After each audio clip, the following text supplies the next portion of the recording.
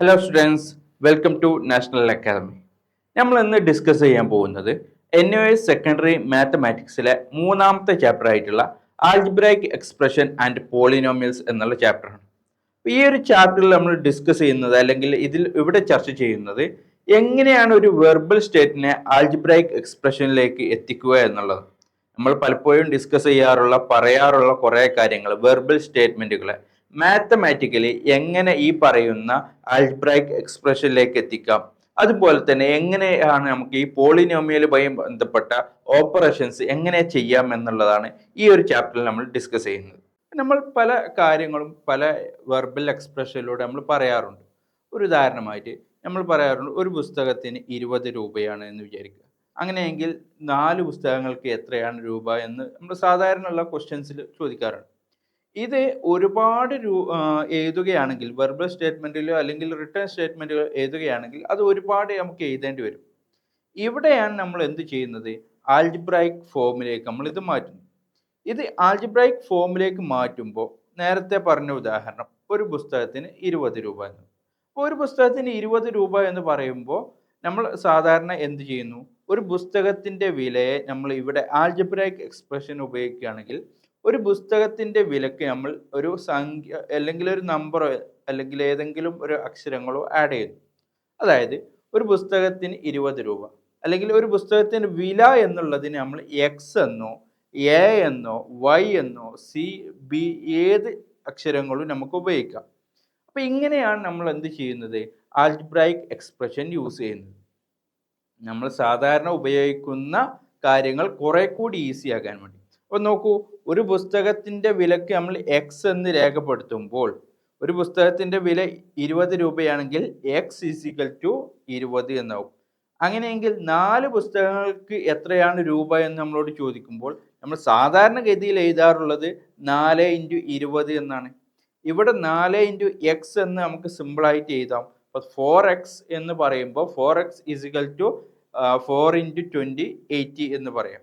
ഇത് ഒരു വാക്ക് അല്ലെങ്കിൽ ഒരു കാര്യങ്ങൾ മാത്രം പറയുമ്പോൾ നമുക്ക് കുറച്ച് ബുദ്ധിമുട്ടായി തോന്നുമെങ്കിലും ഒരുപാട് വേരിയബിൾസ് ഉള്ള അല്ലെങ്കിൽ ഒരു വലിയ പോളിനോമിയലൊക്കെ എഴുതുമ്പോൾ നമുക്ക് വളരെ ഈസി ആയിട്ട് വലിയൊരു സ്റ്റേറ്റ്മെന്റിനെ നമുക്ക് വളരെ സിമ്പിളാക്കി എഴുതാൻ പറ്റും. മറ്റൊരു ഉദാഹരണം നോക്കൂ, ഒരു സ്റ്റേറ്റ്മെന്റ് അല്ലെങ്കിൽ ഒരു സംഖ്യയോട് കൂടി 4 കൂട്ടിയപ്പോൾ എനിക്ക് 8 കിട്ടി. അപ്പോൾ ഈ സംഖ്യ എത്രയാണെന്ന് നമ്മളോട് പറഞ്ഞിട്ടില്ല. ഒരു സംഖ്യയോട് കൂടി 4 കൂട്ടിയപ്പോൾ എനിക്ക് 8 കിട്ടി എന്നാണ് പറഞ്ഞിട്ടുള്ളത്. ഒരു വെർബൽ സ്റ്റേറ്റ്മെന്റ് ആണ്. ഈ വെർബൽ സ്റ്റേറ്റ്മെന്റിനെ എങ്ങനെയാണ് നമ്മൾ ആൾജിബ്രൈക് ഫോമിലേക്ക് മാറ്റുന്നത്? നോക്കൂ, ഒരു സംഖ്യ എന്നുള്ളതിന് നമ്മൾ ഒരു എക്സ് എന്ന് കൊടുക്കുന്നു. അപ്പൊ എക്സ് അതിനോട് കൂടെ 4 ചേർത്തു, അപ്പൊ എക്സ് പ്ലസ് 4 എന്നായി. അപ്പൊ എക്സ് പ്ലസ് 4 അങ്ങനെ ചേർത്തപ്പോൾ എനിക്ക് എത്രയാണ് കിട്ടിയത്, 8 ആണ് കിട്ടിയത്. അപ്പൊ എക്സ് പ്ലസ് 4 ഈക്വൽ ടു 8 എന്ന് നമുക്ക് ലഭിക്കും.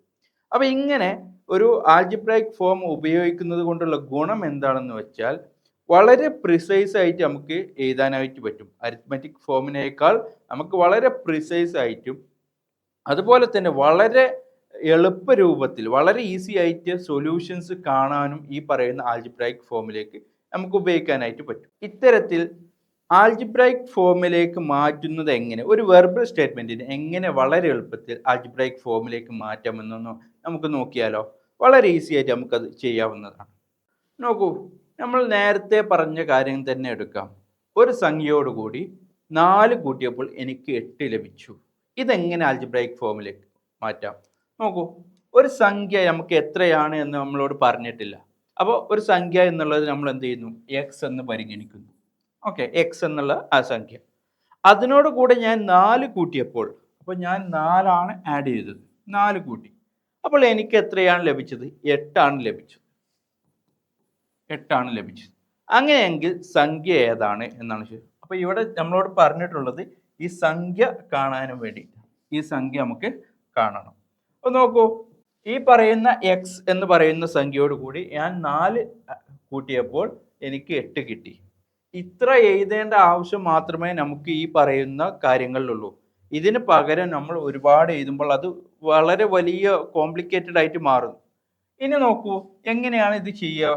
നമുക്ക് എക്സിനെ മാത്രമായിട്ട് ഒരു ഭാഗത്തേക്ക് നിർത്തുക. അപ്പൊ ഇവിടെയുള്ള 4നെ നമ്മൾ അങ്ങോട്ട് കൊണ്ടുപോകുന്നു.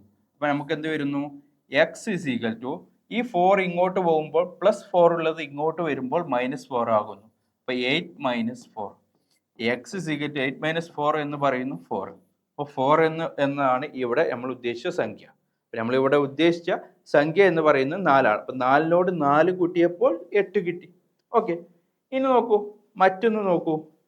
ഒരു സംഖ്യയോട് ആ സംഖ്യ തന്നെ കൂട്ടിയപ്പോൾ എനിക്ക് 12 കിട്ടി. ഒരു സംഖ്യയോട് ആ സംഖ്യ തന്നെ കൂട്ടിയപ്പോൾ എനിക്ക് 12 കിട്ടി എന്നാണ്. അപ്പോൾ സംഖ്യ ഏതാണ് എന്ന് അറിയണം. അപ്പോൾ ഒരു സംഖ്യ എക്സ്, അതിനോട് കൂടെ ഞാൻ എന്താണ് കൂട്ടിയത്? അതേ സംഖ്യ തന്നെയാണ് ആഡ് ചെയ്തത്. അപ്പോൾ എക്സ് പ്ലസ് എക്സ് ആണ്. ഓക്കെ, എനിക്ക് എന്താണ് കിട്ടിയത്? 12 ആണ് കിട്ടിയത്. ഓക്കെ, 12 കിട്ടി. അങ്ങനെയെങ്കിൽ സംഖ്യ ഏത് എന്നാണ് ചോദ്യം. ഏത് സംഖ്യയാണ് ഞാൻ ഇങ്ങനെ കൂട്ടിയത്? നോക്കൂ, ഒരു എക്സ് പ്ലസ് മറ്റൊരു എക്സ്. അപ്പം അങ്ങനെയെങ്കിൽ നമുക്ക് 2x എന്ന് എഴുതാം.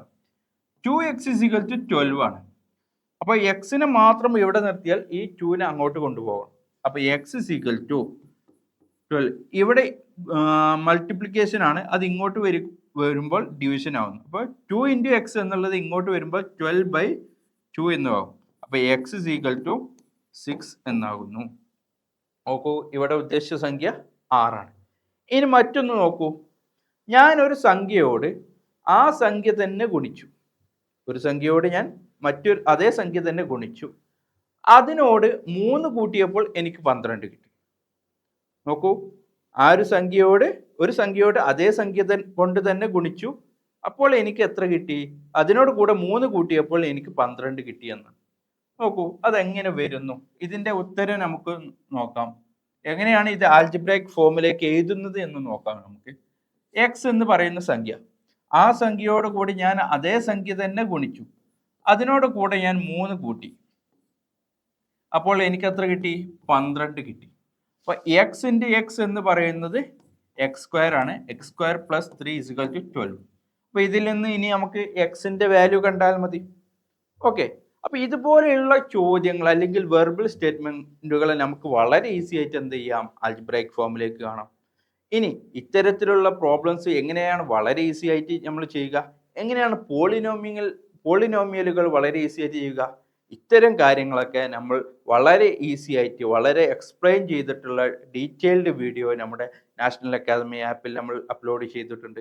അപ്പോൾ ഇത്തരം വീഡിയോസ് ലഭിക്കാൻ വേണ്ടി അല്ലെങ്കിൽ ഈ ക്ലാസ്സുകൾ വളരെ എളുപ്പത്തിൽ നമുക്ക് ലഭിക്കാൻ വേണ്ടി നിങ്ങൾ ഉടൻ തന്നെ നാഷണൽ അക്കാദമിയിൽ ജോയിൻ ചെയ്യുക. വീണ്ടും നമുക്ക് അടുത്തൊരു ക്ലാസ്സിൽ കാണാം. ബൈ.